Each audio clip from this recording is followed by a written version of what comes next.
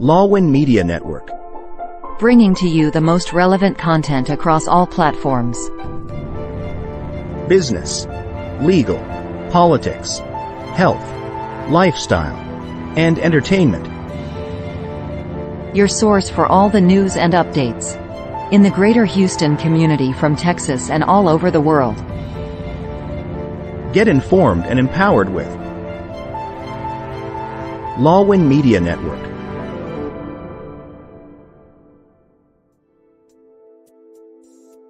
The following program is produced by 𝙋𝙧𝙧𝙩 Media Network. The views and opinions expressed in this program are solely those of the individuals appearing on the show and do not necessarily reflect the views and opinions of 𝙋𝙧𝙧𝙩 Media Network, its affiliates, sponsors, or partners. The content provided in this program is intended for informational and entertainment purposes only. 𝙋𝙧𝙧𝙩 Media Network does not guarantee the accuracy, completeness, or timeliness of the information.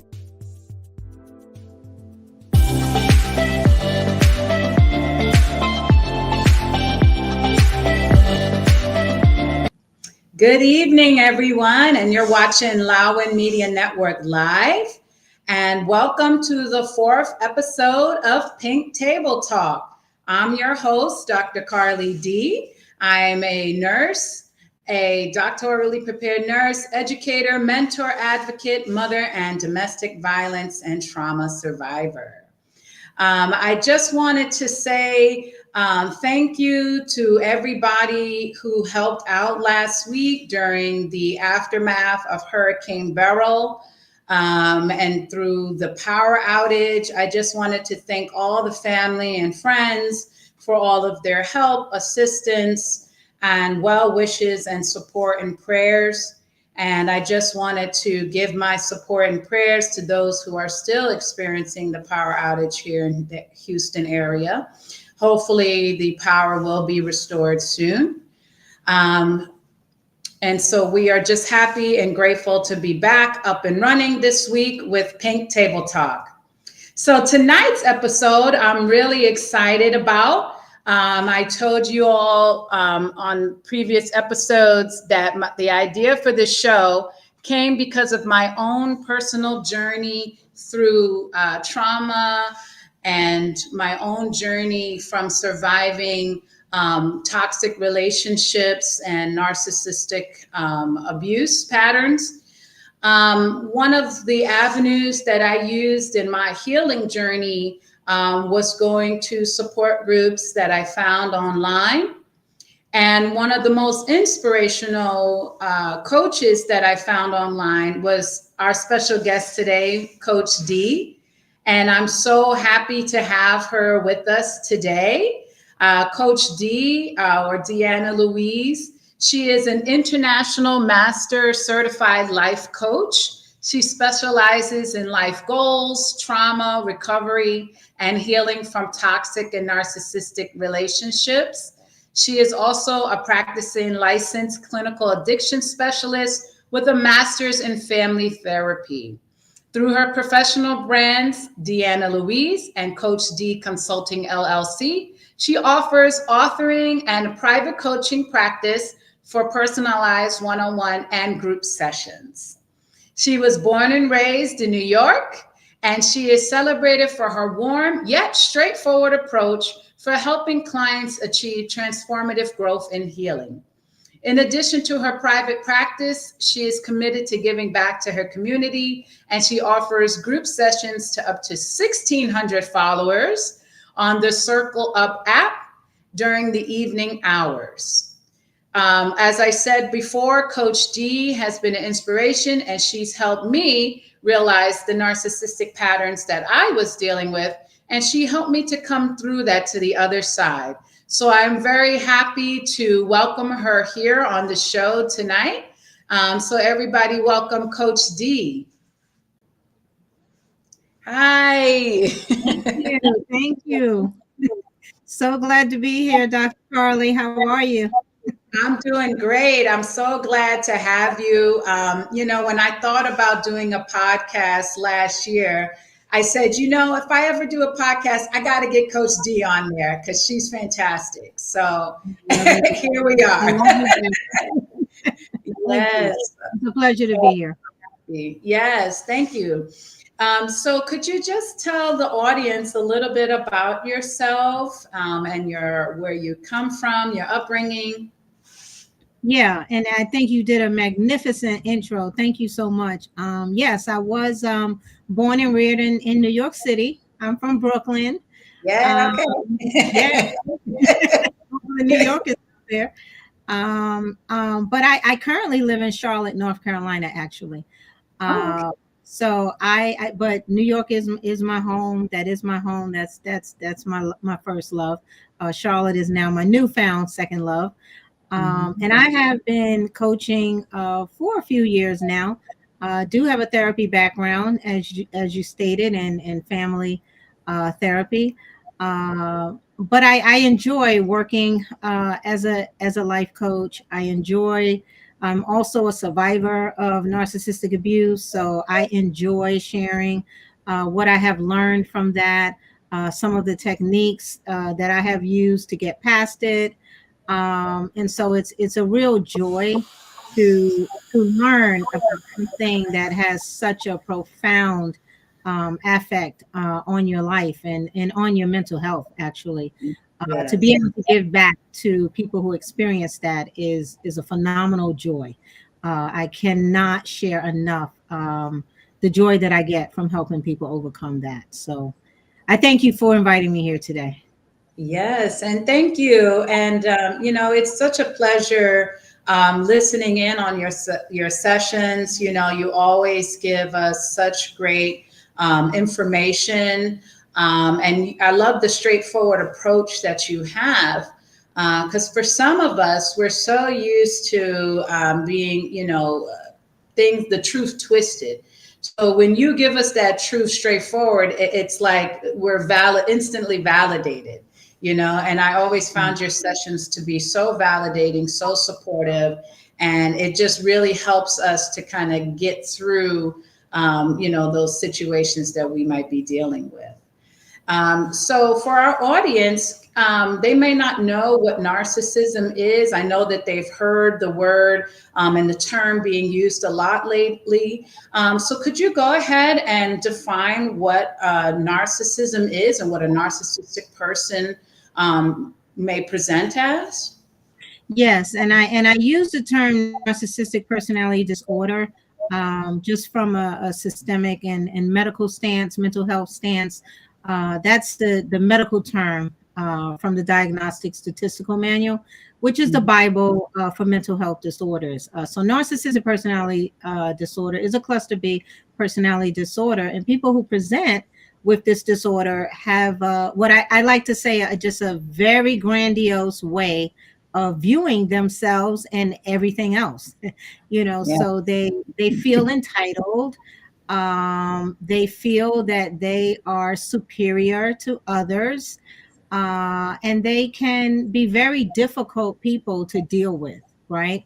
Nice. When it comes to presenting with this disorder, in narcissistic relationships, you will always see what's called a narcissistic abuse cycle. You know, a cycle of abuse. Narcissistic people present a repeated pattern of behavior, which is very toxic and very difficult to deal with. And so, in order to understand this disorder, you really do have to put some time into researching it. We hear the word narcissism all the time, you know, and any of us can be narcissistic. You know, any of us can feel really, you know, prideful about ourselves. But with narcissistic personality disorder, it goes a lot further in terms of their patterns of behavior, their level of toxicity, the damage that they can create, you know, to their victims. And so it's really important to one, understand a little bit about narcissism, but also understand the language. It has its own language. You know, there are a lot of terms, some of which that are very easy to understand. Some of them are a little bit more complex. Of course, in any relationship, it can be very difficult to recognize patterns of behavior when you're in that relationship. Once you get out of it, of course, hindsight is always 2020. Yeah. And also we can identify patterns in other people's relationships, but when it's us, when we're Yeah. in it, it's difficult, to identify. Yes, So that's true. Yes. Can you give us some of those terms that yeah, are, yes. yeah. I'll start with the narcissistic. There's so many terms. Like there are terms that are not even owned by narcissism, like gaslighting. That's a Oh, yeah. term. We all know what gaslighting is as a term, but in terms of narcissism, gaslighting is a manipulative ploy Mm. that a narcissistic person uses to establish control. So Wow. they're always distorting your reality. It looks like a distorted reality. Wow. It looks like reframing the conversation altogether. It looks like not answering your questions, directly, but moving on to a completely different topic. Wow. It looks like outright lies, Mhm. deception, is definitely laced with deceit Mhm. and disrespect, because you're basically trying to make someone believe that their reality is not so. Wow. You're not hearing right, you're not understanding correctly, you don't have the details of what happened, you're not really understanding what's going on. And so when you're involved with someone like that and they do that on a repeated basis, it actually creates a lot of trauma, Wow. which is another term that we all know, and trauma is something that really can be very difficult to let go of, right? Yes. We also have a trauma bond, which is a very toxic relationship or connection Mhm. to a person that is involving you in a consistent abuse cycle, right? Wow. And so Mhm. you can, find yourself being abused and developing this bond, basically, which is similar to what you may know of as the Stockholm syndrome. Mm. Stockholm syndrome was basically a term that was created out of a bank robbery that happened back in the 70s in Stockholm, Sweden. Some Mhm. bank robbers had decided to rob a bank, and unfortunately, it went awry. It didn't go well. So they ended up taking some, captives, and they Wow. kept those captives for about 6 days. And Mhm. over a period of time, those victims developed a bond Oh, with, wow. with the captors. And unfortunately, when they were rescued, because of Mm. the bond that they created, they developed this emotional attachment. They developed this level of compassion, and Mm. none of them wanted to identify, or testify against this Wow. robbery. They all were basically seeing the robbers as, human, good people, just Yeah. like them. And so they didn't feel a need to testify to have them, arrested. So that's Wow. kind of how a trauma bond works. You get into these toxic relationships, you get really emotionally attached to them, and you start to Mhm. see some good things, because all toxic relationships have some positives in it, right? So you Yeah. start to see these positives, and what you start to do is develop a level of compassion for them. So now Mm. you're looking at Wow. their positives, you're ignoring all their negatives. You're like, well, they're still good people. You're still supporting and encouraging, and they're treating you badly, but at the same time, you develop a closeness with them, and it feels literally like an addiction. It's hard Wow. to get away from them. So that's another term, trauma bond. The last one that I would probably mention that I think is really, really important is the narcissistic abuse cycle. That Yes. Oh, understanding that cycle yeah. is paramount, and it starts with what we call idolization. Uh, Mhm. and Mhm. this is there's four phases to this abuse Oh, cycle. wow. So Oh. you'll notice that in these toxic relationships, you'll be encountering these 4 phases. Oh, And not necessarily in order, but you will encounter all four of these phases. The first one being idolization, which is commonly known as love bombing. You know, this is where you're being treated the best. You know, this is the good part of this narcissistic relationship. You know, be it a lover, it could be your parent, it could be your sibling, it might be your manager at work. You know, it could be your next door neighbor. It could be a platonic friend that you have. You know, you can have this type of relationship with anyone. But in love bombing, they're treating you the best. They're complimenting you. They're making you feel empowered. You actually feel supported. You feel like you've never felt this good in your life. You know, and so they're very strategic. With the love bombing phase, because they're really trying to woo you for some reason. You know, if it's very early in the relationship, then most likely the reason is, I'm not going to be able to keep this up for too long, so I need to hook, line, and sinker as fast as I can. And so they, you know, their relationships kind of move fast. You know, so love bombing happens like that. Yeah. So we'll get back to the abuse cycle. After the break, we're having a great conversation with Coach Dee. We'll be right back.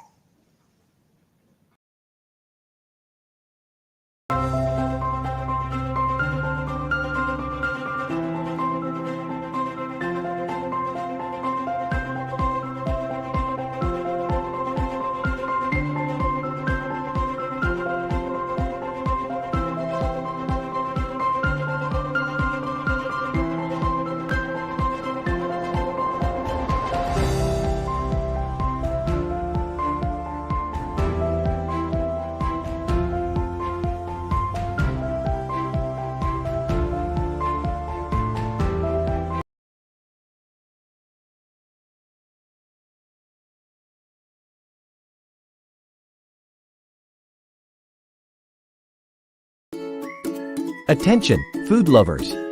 Get ready for a brand new culinary adventure with the Commissary Kitchen. Join us every Thursday at 8 p.m. Central Time or 9 a.m. in the Philippines for a live show that brings the best of the kitchen straight to your screen. Presented by 𝙀😆Live Stream and Podcast and produced by 𝙀😆 Media Network, we'll explore delicious recipes, share expert cooking tips, and bring you closer to the world of gourmet cuisine. Don't miss our pilot episode on July 18th. Welcome back, everybody. We're here on Pink Table Talk, and the show is produced by 𝙀😆Media Network.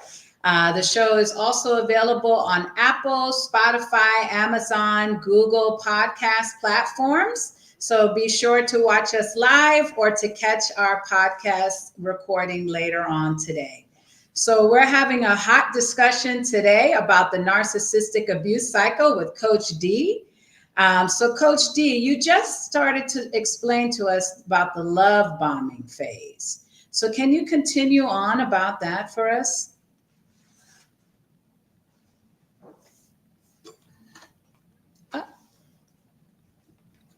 Not hearing you. Are you able to adjust your volume?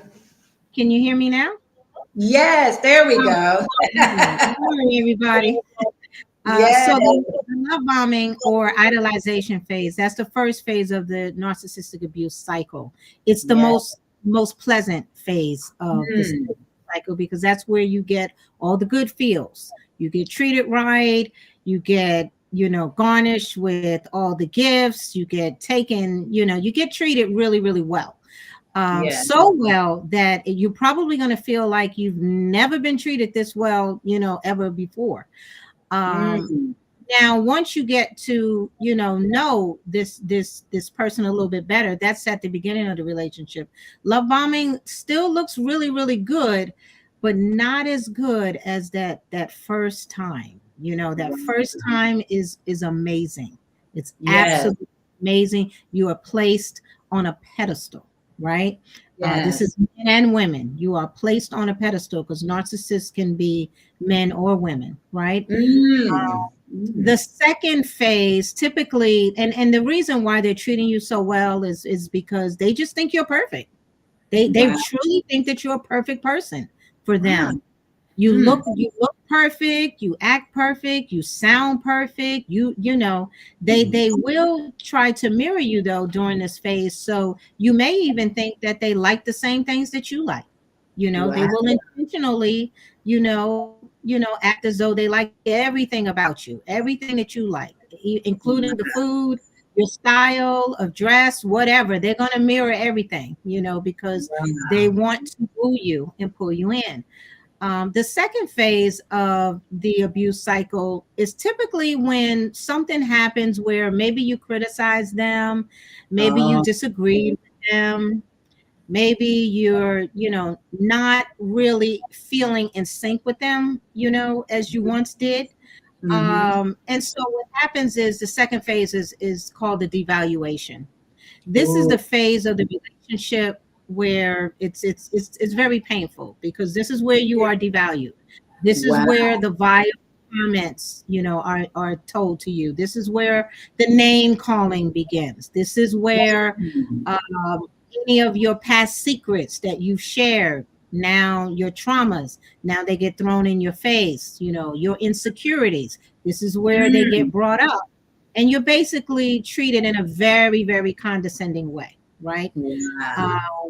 And the reason is because the narcissistic person is always looking to establish control in the relationship. So when you don't go along with them, you disagree with them, you criticize them, they feel like they're losing their control. And so this is one of the ways that they seek to reestablish it. If they are not successful, we go to phase 3, which is the discard. And this is the phase that most people remember the most. And the narcissistic abuse cycle is when that narcissistic person shuts off all communication. They ghost you, they disappear, they block you everywhere, they're not talking to you, they're not responding to calls, text messages, nothing. It's like they fell off the face of the earth. And so it even feels like silent treatment. If we are under the same roof, it's like silent treatment. And basically the design behind the third phase, the discard, is to punish you because you're not complying with what they want. You're not getting back in order and understanding, that they are in charge, that, they control the power in the relationship.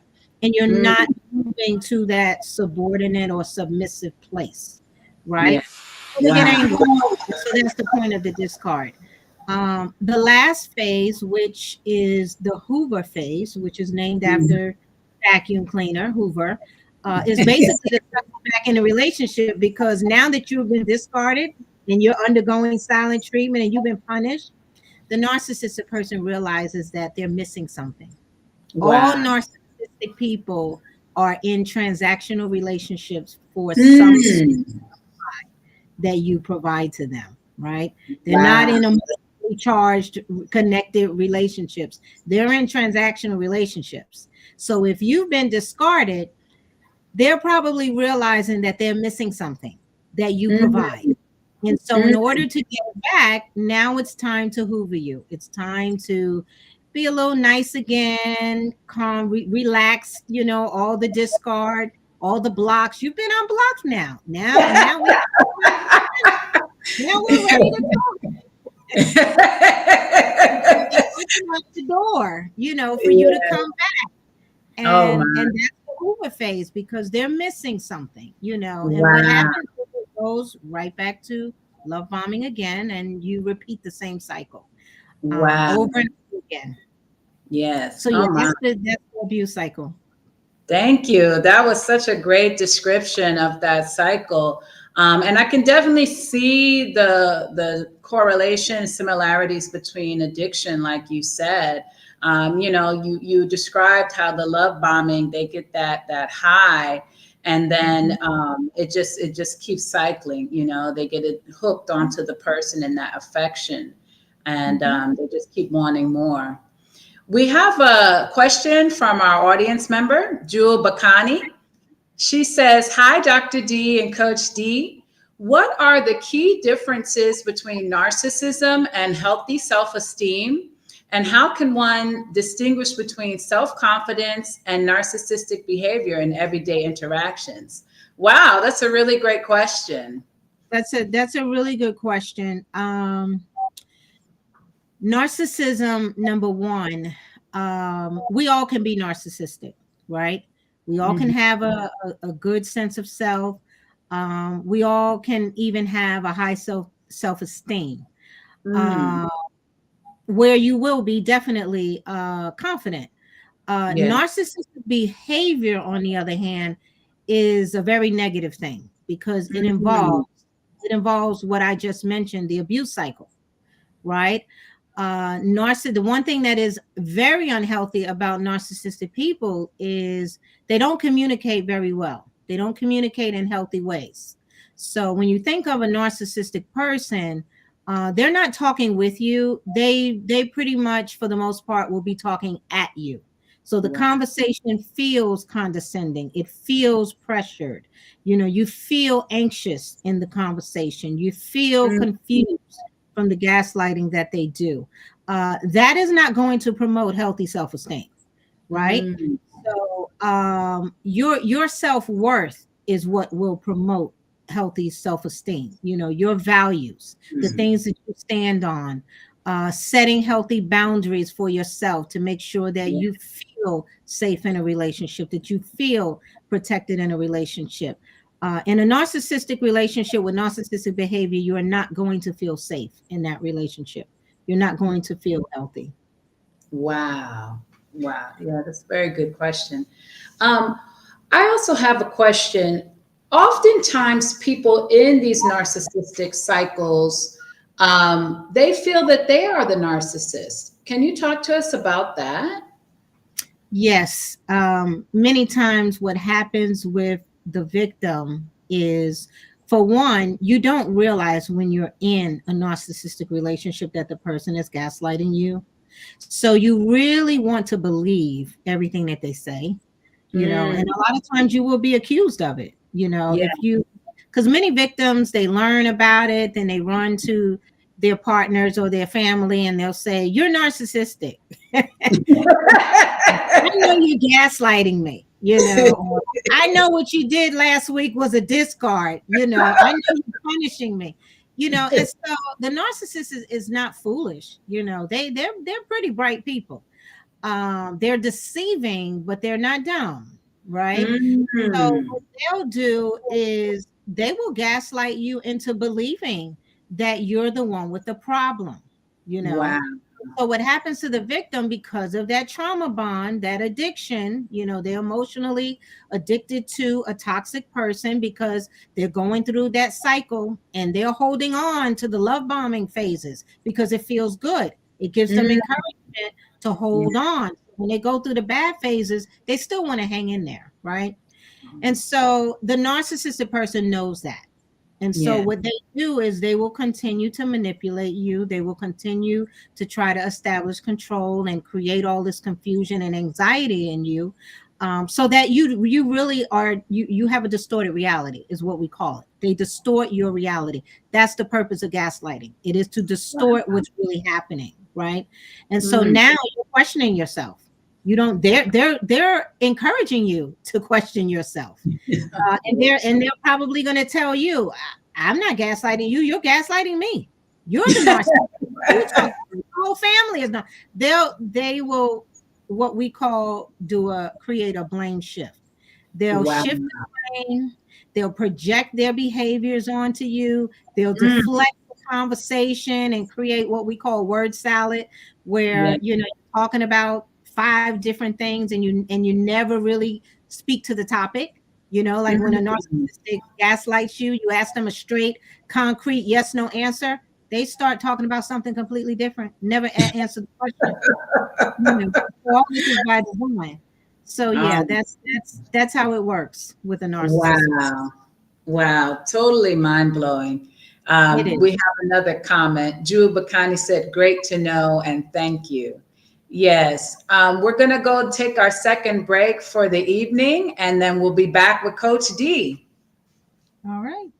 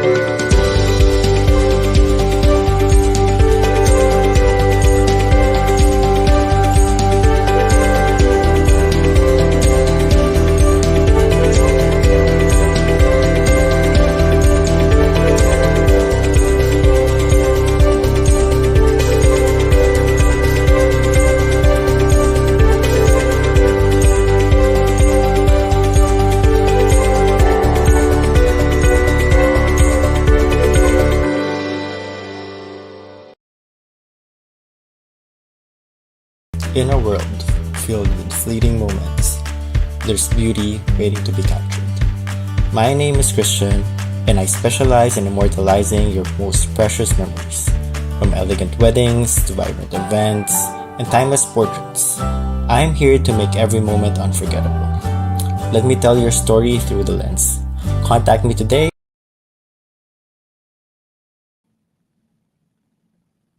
Good evening, everyone, and welcome back to Pink Table Talk. We're here tonight with Coach Dee, and we're talking about narcissism and the narcissistic abuse cycle.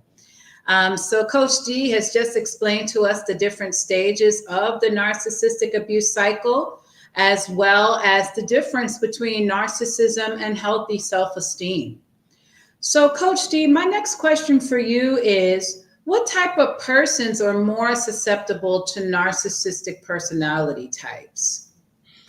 Oh, wow. I get that question a lot. A narcissist can be attracted to any type of person, but they particularly like people who are really on top of their game.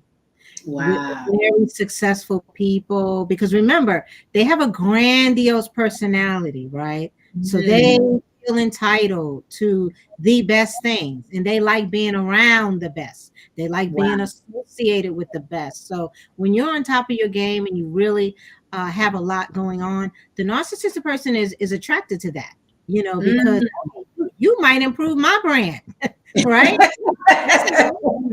You might extend me. So yeah, I could use you, Remember, they get into transactional relationships. They're always thinking about what you can do for them, know. So it's really interesting because they also like what we call empaths, very caring, very sharing, willing to help someone, willing to build them and support and encourage. They like that type of thing because you're probably going to be more, likable. If they have any problems or anything, you're probably going to be one that would like to fix it. Empaths can be Mr. and Miss Fix It on occasions. So they like people who really present well. They like to know how to present well. So that's how I would answer that question. Oh, wow. That's great. That's good to know, because I feel that that's something a lot of people wonder, they ask themselves, how did I get into this situation? How did I end up with this type of personality? Whether it's in relationships, and like you said, it can be men and women. So the empath personality, they are the caring person. So it makes sense that they would look for that because they want someone to overlook their flaws and their issues. Exactly. What other types of narcissistic dynamics can people come across, say, for instance, in families or work relationships? Can you give us some other examples of where we may see the narcissistic cycle played out? Yeah, you definitely can see it on the job in the workforce. Narcissistic person is a very domineering personality. So they want to be in charge, right? So you have narcissistic coworkers, you could have a narcissistic manager that basically just wants you to do what you're told. They don't really care about your feedback. They don't want it. They're not interested in your ideas and how you're going to make things better, because I already know how to make it better. I've already got it together. Follow the plan. So they present this attitude where just do as I say, basically. I'm not interested in your ideas. I'm not interested in how you think you can make this better, because I know what's best. They always think they know more than everyone else. And so you run into problems like that on the job, especially, the person that's really, again, they're attracted to you because you're good at what you do. You're really on top of your job, but maybe you want to, progress up the ladder in your company. Well, the narcissistic manager just wants you to do what you're told. Doesn't want you trying to get out of the role that they have you in. They're not really trying to help you progress. They want you to stay right where you are, Just do what you're told every day. Don't give me any opinions. Don't go against anything that I say. Just go along with whatever I say, and you're the perfect employee. You're the perfect employee. Yeah. And you could actually end up getting promoted that way if you know how to go along and do exactly what they say. You know, very dictatorship type of energy that you're going to find with narcissistic people. Yes, that makes a lot of sense. Especially, I feel that personality type does end up being in leadership, because I've definitely come across that in my career more than once. We have different flavors. We do have different flavors. So now, you know, those coverts, I mean, they can be very successful. They can be the president of the United States. They can be a neurosurgeon. You know, they can be in high places, you know. But then we have the coverts that are, you know, a little bit more insecure, a little bit more sensitive, a little bit more unorganized, and they need you to kind of organize their life for them. You know, so they're not all in leadership, but many of them are. Wow, that's so interesting. We have a question here from one of our audience members, Brian Wong. He says he's watching on YouTube Live. His friend is in a relationship with her partner who often talks about his achievements and seems to need constant admiration. His friend is starting to feel that her partner's behavior might be affecting their relationship negatively. What steps can his friend take to communicate her feelings about her partner's behavior and without confrontation? So that's very good. Very good question. Yeah, that's a good question, because if the person is narcissistic, they don't want to be confronted. So that's the first thing. It's very difficult to confront if you feel that they're behaving in a negative way. They're not going to be receptive to it. You know, narcissistic people don't really have the best communication skills, you know, or the maturity that's needed to have both expressive and receptive communication. They're dictators, so they're expressing. They're not really listening to what you're saying, nor are they interested in what you're saying. So it is difficult. What I would say, and what I do say to clients who have to deal with narcissistic people and they're trying to look for a way to communicate, one, do set your boundaries. Keep your communication very brief and concise, because they're not listening. So if you ramble on saying too much, you lost them. Make sure it's brief, like really, it needs to be real brief and to the point. Stick to your boundaries. And in terms of responding to them, because a lot of time they can be very negative, we use a communication technique called gray rock, where you're communicating with them without emotion, right? That's the number one thing. You want to keep the emotion down. You want to get to a place of indifference, not only in your behavior, but in your mindset, you know. And I tell people when they say, well, how do I remember what indifference is? I say, think of it this way. You got 3 words to help you remember what indifference is. Indifference is, I don't care. That's what indifference is. I don't care. I don't care about what you're talking about, what you're doing, what you're asking me for. It's having a non-emotional approach to the communication. Gray rocking is similarly, it's in a different way to communicate, where it's brief, but there's no emotional talk. There's no what I call behavior talk. We no longer talk about your behavior, my behavior, your opinion of me, my opinion. We do more transactional conversations. You know, when you're dealing with narcissistic people, unfortunately, that's where it has to go. It has to be, you know, if you share children, we're talking about the children. We're not talking about how I would like you to get better or how I would like you to view something that's important to me, because narcissistic people lack that ability to have empathy. So you have to be careful in how you communicate with them. So I usually say gray rock. Think of a beautiful pasture of flowers being so colorful. Then there's that big, beautiful gray rock sitting in the middle. It exudes just as much energy as the flowers, but it's a relaxed energy, right? It's not a bubbly energy like the flowers. So you need to get rid of your bubbly. You have to get relaxed, let go of all the emotions, just get brief, concise, and straight to the point. Yes. And for me, that was one of the things that you taught me when I was listening into one of your groups was the gray rock.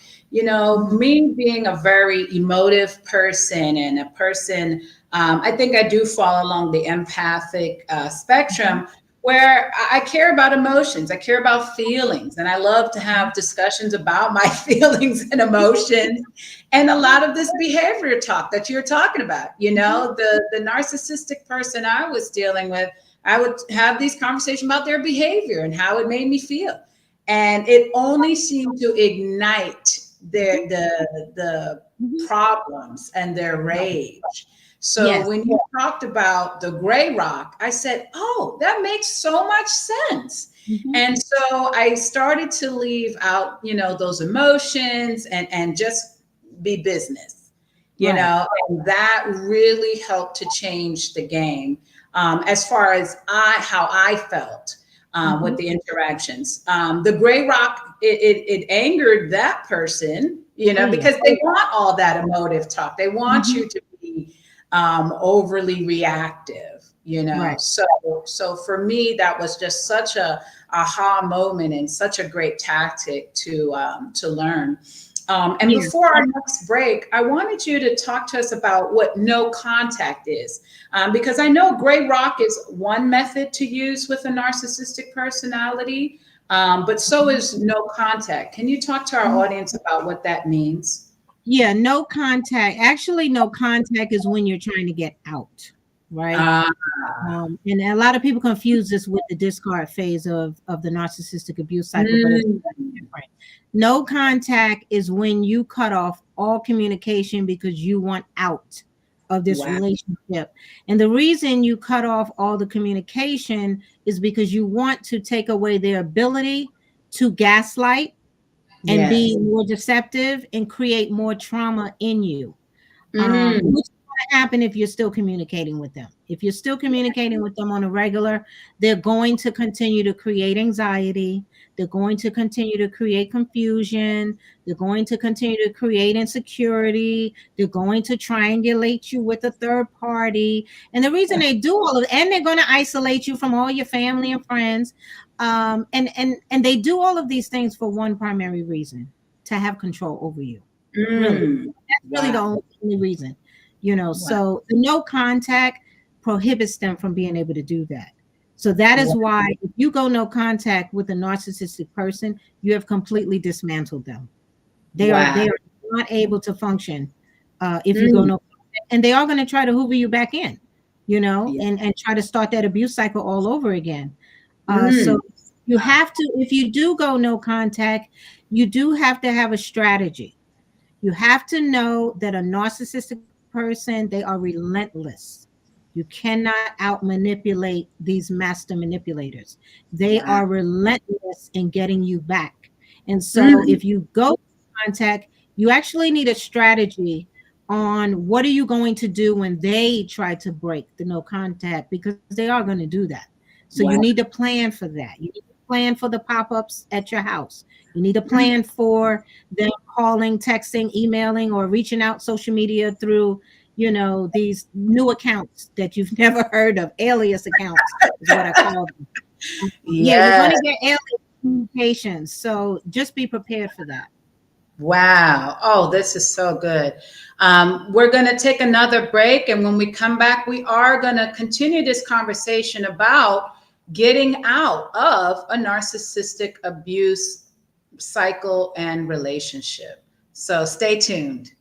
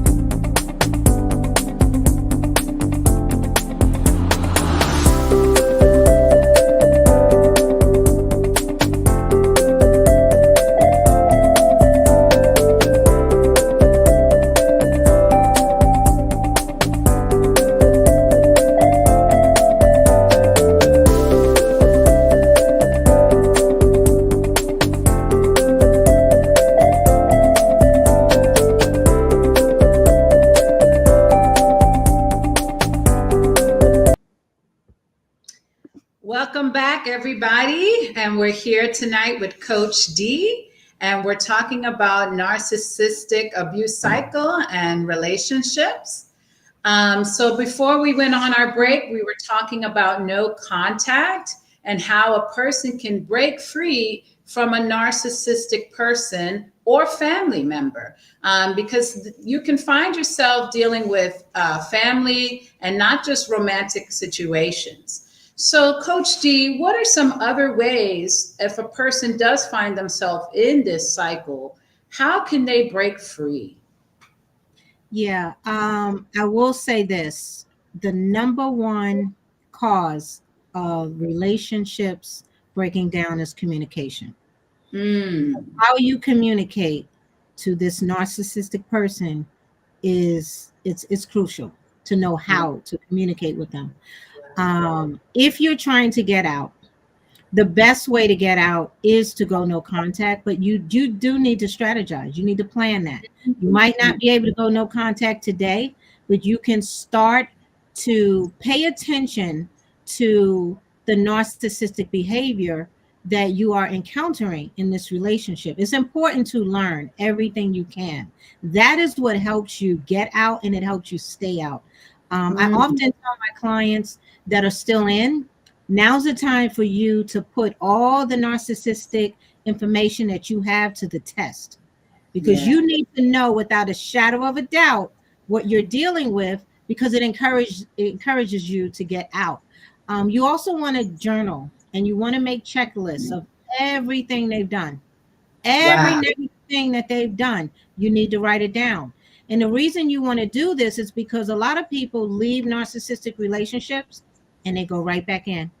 And they leave again and they go right back in. And psychology says you'll do that approximately 6 times on average in a narcissistic relationship. Yes. And so what you want to do is minimize that. You don't want to be going back. That checklist is going to, when you start to feel like, oh, I missed them in my bed, I can't live without them, blah, blah, blah.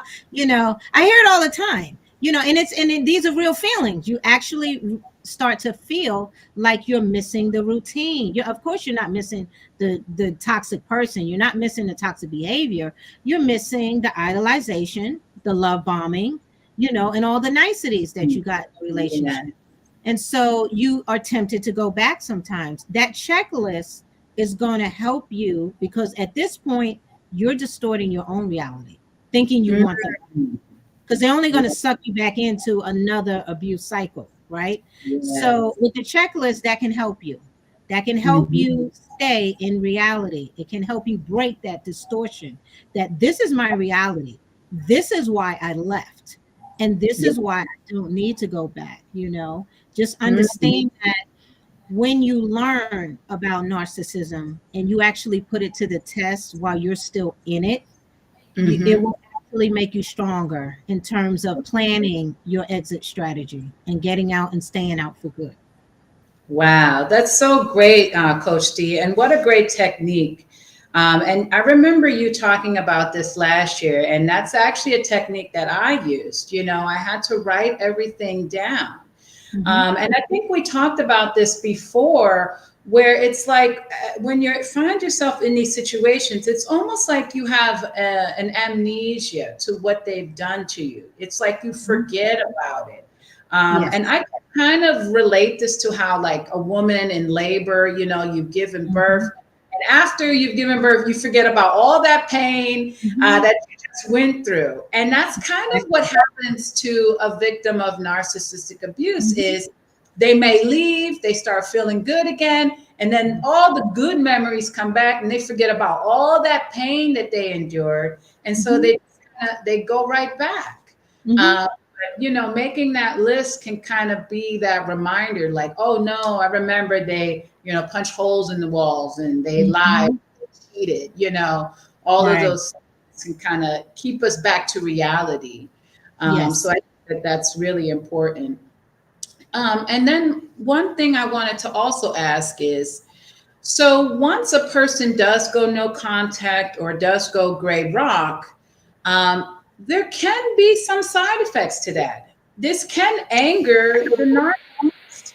So how does one deal with their reaction, that anger that they're going to have once you do go no contact or gray rock them? Yeah, I often encourage people to build a strong cycle of a support system. And oftentimes in narcissistic relationships, you'll find that the person has become completely isolated. They don't really have a whole lot of friends or family around locally, that can help them. So when you're planning to do things, do things in numbers. Like if they need to come pick their stuff up from the house because they're moving out, have someone in that house when they come to pick it up. If they're the malignant type, that's prone to domestic violence, have a police escort, get a restraining order if you need to get one to make sure that you're able to maintain the no contact, especially if they've been malignant. So there's other things that you want to be thinking about, how to strategize to keep them away, knowing that their pattern. By the time you decide to leave a narcissistic person, their pattern. If they're the type that will just show up at your door. Wow. If they're the type that are going to try to get into a toxic tennis match over text, because you've been with them, so many times. So start to take note of these patterns so that when they show up again, you can foreshadow their behavior. Ahead of time what's about to happen, and you can get in front of it and learn everything you can. Learn everything you can about narcissism so that you can pick up on these behaviors, and again, you pick up on these behaviors before you get out, you have a higher chance of staying out because you fully understand what you're dealing with, but someone who learns after they get out, sometimes I feel like they're at a disadvantage because you're questioning a lot of things. You didn't get a chance to kind of, put things to the test, and now maybe you're not in communication as much, so you're not sure. And you will question yourself. You will question yourself if you made the right decision. And again, that's where the journaling and the checklist come in. It's major trauma. So I encourage everyone to get a therapist. If you feel like you're at a healthy place and you don't have additional layers to peel back, get yourself a coach that understands narcissistic abuse, that can help you kind of walk through this process and be successful. That's great. And my last question for you tonight is, so now the person has left the narcissist, they've gone no contact, and here comes the smear campaign. Can you describe to our audience what that looks like and what it is? Yeah, smear campaigning can happen during a breakup. It can happen when it's finally over. What a smear campaign is basically the narcissistic people enlist. They have people that they enlist to carry out their work for them because they have they can't access you. You've cut off all the access. They're angry about it. They got to find a way to get to you. So they're going to call auntie, or their best friend's going to call you on the phone because they know they can't call you. So the best friend will call and try to check in, see if they can get some information. And what the narcissistic person will do is they will also reach out to people that you guys have in common, and they'll just start talking. They'll start fishing, trying to see if they can get some information, and they'll start saying negative things about you and how you are, what you've done. You've left them, and you've left them destitute. You kicked them out the house, and they don't have nowhere to go. And now he's almost homeless, and this, that, and the other thing. Just so that they can get that negative narrative spread around, hoping, and it's really so that the folks that are part of the smear campaign, that they look at you a certain way. Now they look down on you, and it's successful a lot of times because people develop a very low self-esteem in these narcissistic relationships. And so you actually believe all of this negative information that the narcissistic person really believes that about you, when in most cases they don't. They're not really dumb. They know that you're smart. They know that you're bright. They know that, you know, you have a lot going on. They just want control. And they will move, you know, in very egregious ways. You know, they will go to the lowest of the low, you know, to accomplish that simple goal. I just want control over the person again. So I'll say what I need to say to whomever I need to say and hope that it gets back to you, you know, to try to deter you, to try to either make you look bad or maybe, you know, convey you to come back. Yes. Wow. Wow. These people are just, they're really so toxic, and the levels they go is just, it's just too much. But wow, I'm glad that we have some tactics and some tools and resources that we can use to break free and to live healthy and happy again. Coach Dee, how can our audience get in touch with you? Or if anybody is struggling with a narcissistic abuse cycle, how can they get some help from you? Yes, I do have a private practice. I do have Linktree on my Instagram page. So if you are on Instagram, please reach out to me. My IG tag is @Iam.CoachD. You can also reach me by email, coachdconsulting@gmail.com. You can always, you know, drop me a line there or schedule some time with me, and I'll be more than happy to walk you through it because it's a lot. It is. You know, I started this journey years ago, and I'm still learning and still coming out of it because being in it, you know, you just get buried. And that's the only way I can kind of describe it as. It's like you're buried by layer by layer by layer. And when you come out of it, you have to have someone help you kind of peel each layer. And just when you think you've gotten free and you've removed this cycle thinking or this toxic thinking, there's still more. So you need to have someone such as yourself to kind of help guide people and get through those layers and to truly become free and healthy again. So I thank you so much, Coach Dee, for joining us tonight. It's been an absolute pleasure. And I've absolutely enjoyed this conversation with you. And like I said, I thank you again. You helped me see the light and helped me through many a days. So I just thank you so much, and I appreciate you. And to my audience, please reach out to her if you are going through any of those struggles and you need some guidance and some help and some one-on-one, please reach out to Coach Dee. Thank you all again for joining us tonight. And be sure to stay tuned and watch us every Wednesday. On Wednesdays, we talk pink. And thank you again for joining us tonight. Thank you.